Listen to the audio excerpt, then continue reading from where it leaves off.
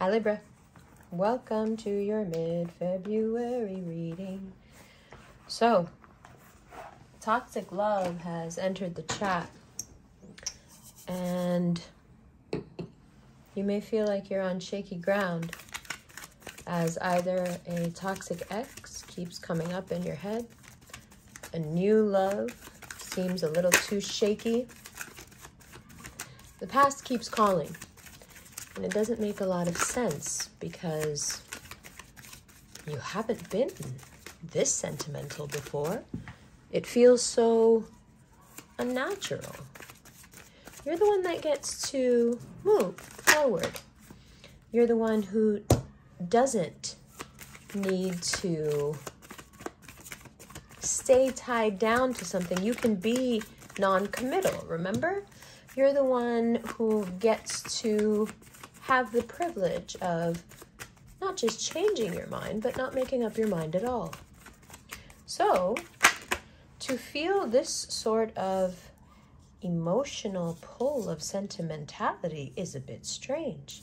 You may not know how to deal with it, especially if somebody from the past that you feel rejected by comes up, either in your mind or in your physical reality. Now,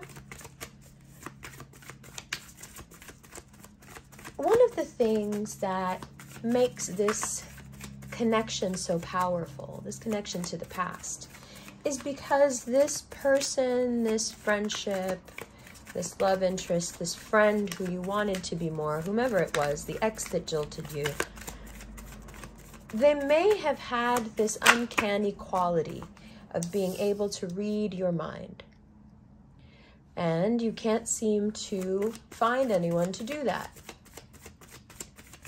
Or at least you expect it, and you are disappointed. Instead of telling people how you feel, you may just be begrudgingly dealing with them because you essentially feel like they're doing you wrong by not knowing what you need, by not being able to read your mind. They are, well, it feels like they're harming you. But if you were to discuss that with anyone, they'd say, but that's not fair. You know it's not fair. Yeah, but so-and-so could do it. And so this is where the sentimentality gets to you. Because it has to do with you. It has to do with how you're being treated. So,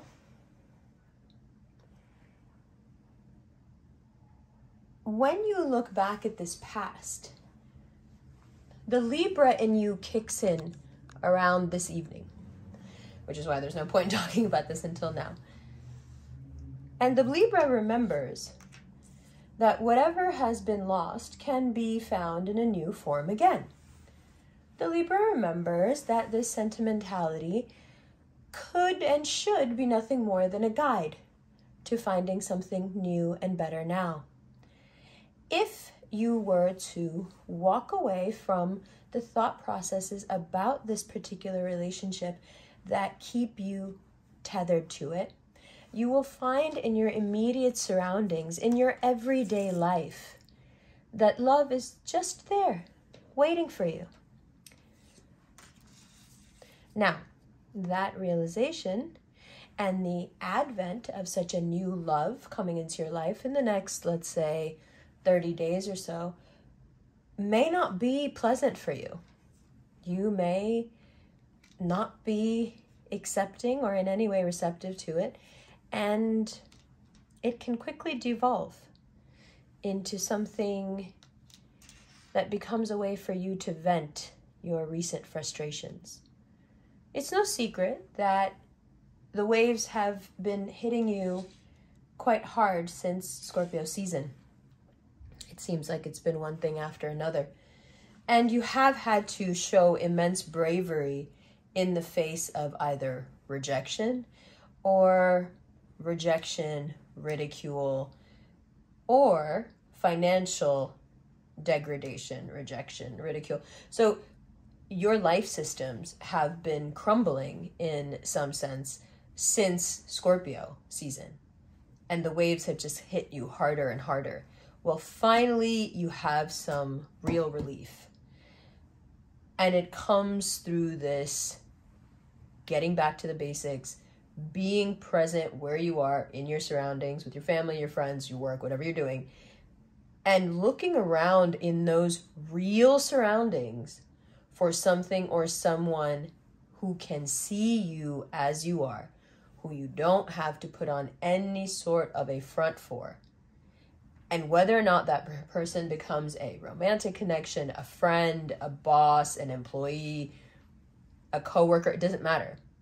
But the more important thing, what it's indicative of, is that you are shifting priorities away from things that were superfluous and meant a lot to you, to being a lot more centered, a lot more down to earth, and being present where you are, in your body, in your mind.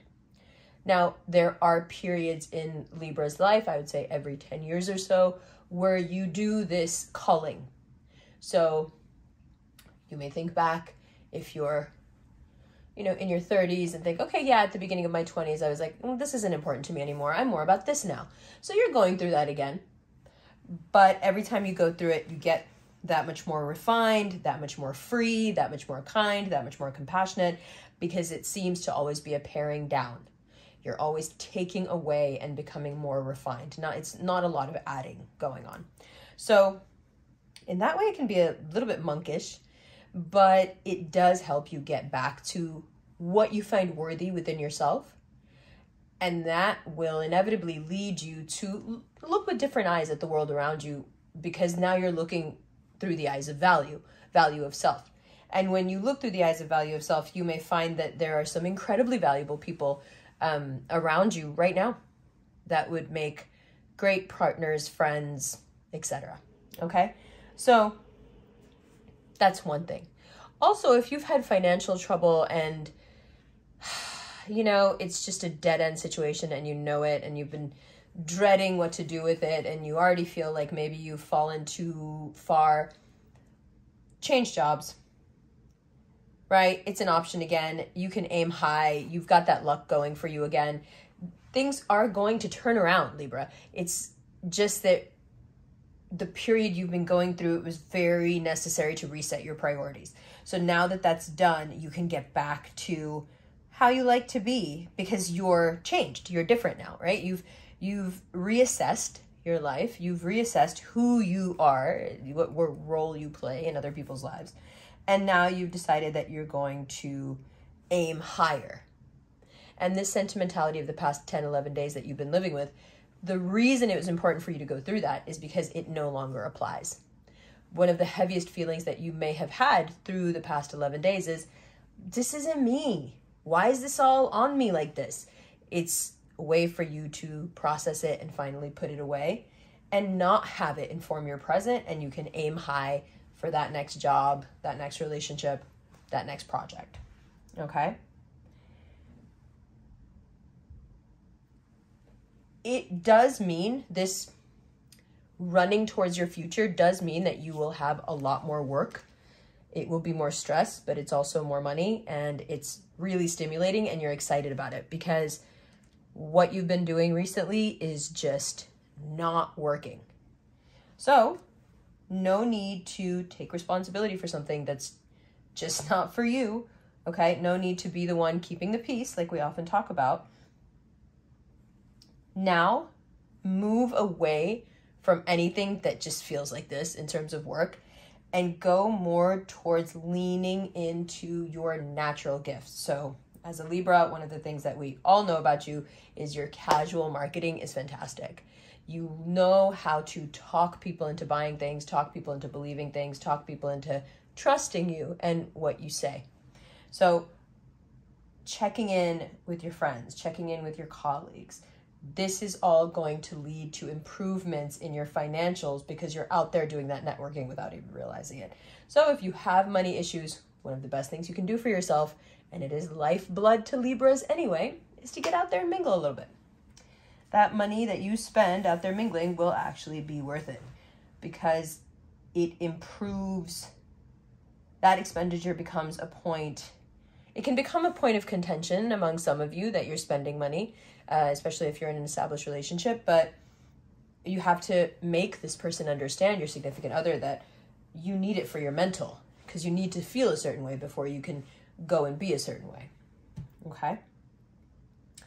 Okay, let's continue. It's worth noting that when things don't go your way, one of the best lessons you learn from that is, what box have I put myself in? What do I think of myself when I'm in a situation when things aren't going my way? Do I think this is temporary? Do I think I deserve it? Do I think I can get out of it? Do I think that it's a death sentence? So these ideas, these self-images we have, and how we see ourselves, what role we see ourselves in when looking at life unfolding, right? It's super important for you right now, from now until the new moon on February 20th, to focus as much as you can on rehabilitating how you define yourself in the face of crisis, how you define yourself in the face of the hidden coming to light, how you define yourself in response to, in this case, authority can be many things. It can be a parent, it can be the world at large, it can be someone that you hold in high esteem who, you know, is, well, they have a point. They have a point, and that point is going to be something like, you really need to focus on your emotional health. Like, it's time to get to the bottom of this, is going to be the way they come across, right? And it makes sense, because there is this interesting thing that happens on February 20th.